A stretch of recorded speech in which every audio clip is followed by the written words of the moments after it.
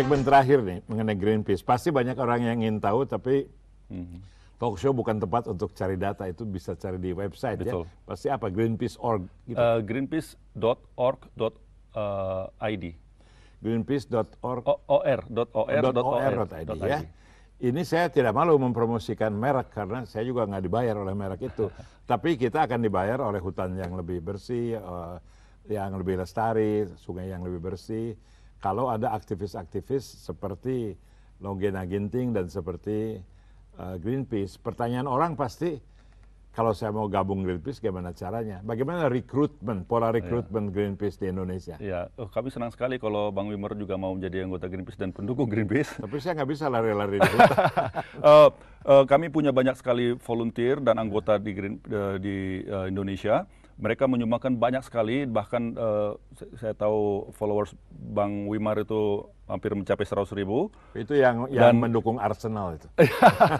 Artinya bayangkan satu tindakan sederhana menginformasikan orang bisa banyak sekali bisa terjadi.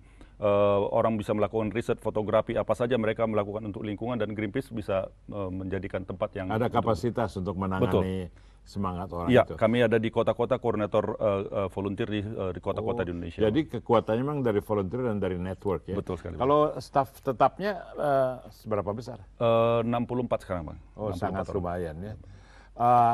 Kalau kita keluar dari studio ini dan Anda baru announce mengenai moratorium ya.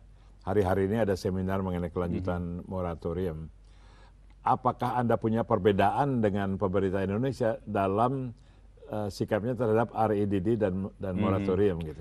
Iya, moratorium itu adalah kesempatan yang baik untuk mengelola. Kita tahu bahwa hutan kita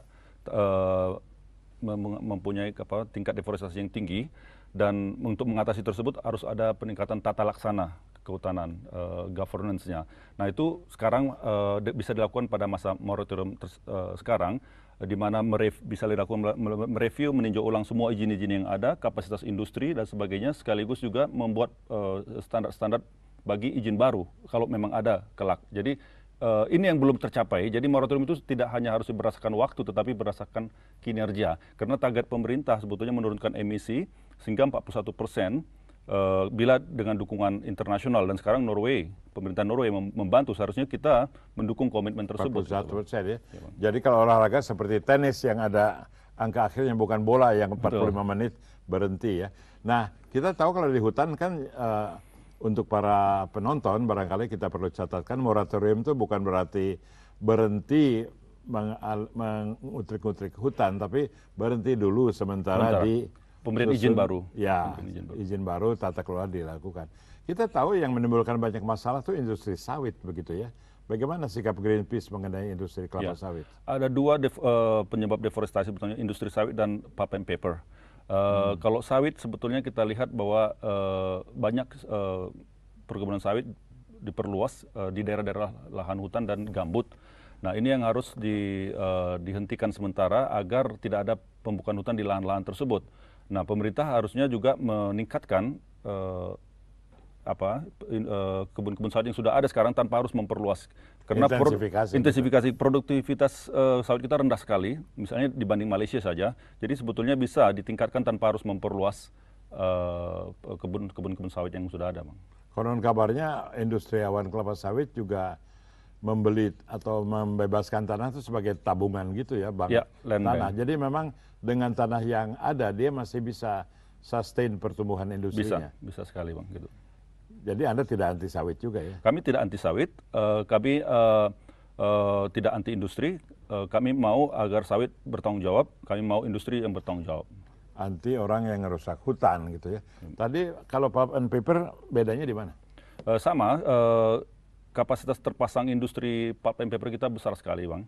Satu perusahaan aja bisa 2 juta ton per tahun. Itu kebutuhan kayunya terbesar di dunia gitu. Kebutuhan kayunya besar sekali, sementara hutan tanamannya belum siap. Jadi mereka masih terus mengambil serat dari hutan alam, dan ini yang menyebabkan mereka menjadi juga penyebab salah satu deforestasi di Indonesia. Kalau batu bara gimana? Itu kan komoditi ekspor, perlu untuk apa ya? Untuk apa? Untuk ekonomi dalam negeri kan? Sedih sekali dengan batu bara. Sebetulnya cadangan sekarang kita ekspor nomor 2 batu bara, sementara cadangan batu bara kita sebetulnya hanya 3% di dunia. Jadi sebetulnya kita melakukan kebijakan obral murah batu bara kita, sementara kita juga mengalami banyak daerah-daerah yang kekurangan listrik misalnya.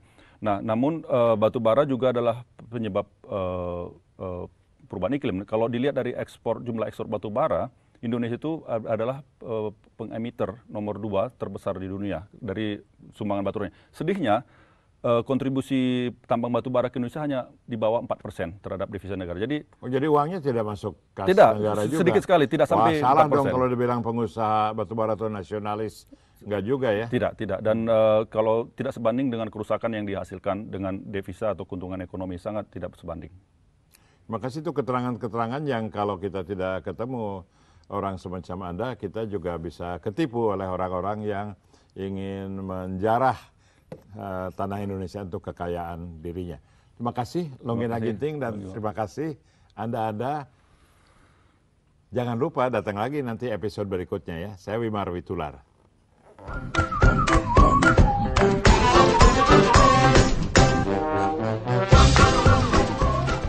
Sangat rileks acara Wimar Show karena dengan Bang Wimar kita hanya diajak ngobrol dan saya tahu saya nggak perlu nervous ketika diajak acara Wimar Show seperti dibandingkan dengan acara-acara yang lain.